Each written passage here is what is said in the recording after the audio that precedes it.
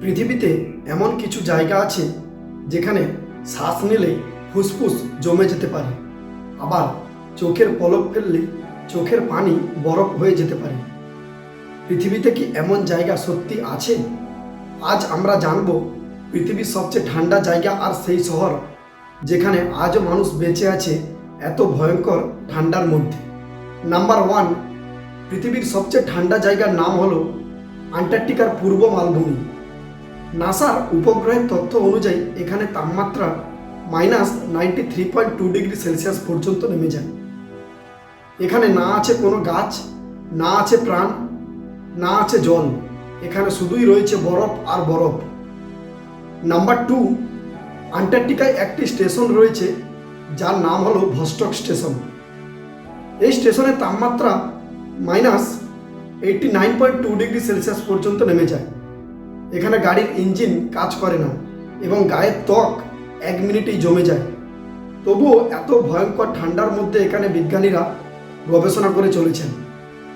Number 3, পৃথিবীর সবথেকে জনবসতিপূর্ণ ঠান্ডা জায়গার নাম হলো রাশিয়ার ওমিয়াকন, যেখানে তাপমাত্রা -67.2 ডিগ্রি সেলসিয়াস পর্যন্ত নেমে যায়। তবুও এখানে মানুষ আজও বসবাস করে রয়েছে। তবে এখানে -52 ডিগ্রি সেলসিয়াসের নিচে যখন তাপমাত্রা নেমে যায় তখন সমস্ত স্কুল বন্ধ করে দেওয়া হয়। এখানে গাড়ির ইঞ্জিন কোনো সময় বন্ধ করা হয় না, কারণ গাড়ির ইঞ্জিন একবার বন্ধ করে দিলে গাড়ির ইঞ্জিন আর স্টার্ট নেয় না। এখানে পানি পাওয়া যায় না, তাই বরফ গলিয়ে পানি ব্যবহার করা হয়। এখানকার মানুষের প্রধান খাবার হলো মাছ এবং প্রাণীর চর্বি, কারণ এই জাতীয় খাবার খেলে মানুষের শরীর বেশি গরম থাকে। এখানকার মানুষেরা বিশেষ ঘর বানিয়ে বসবাস করে। কিন্তু এই সমস্ত জায়গা কেন এত ঠান্ডা জানেন? কারণ এই সমস্ত জায়গায় সূর্যের তাপ পৌঁছায় না, আর যেটুকু পৌঁছায় সেটা বরফের কাছে প্রতিফলিত হয়ে আবার ফিরে যায়। আপনি কি এই সমস্ত জায়গায় ঘুরতে যেতে চান?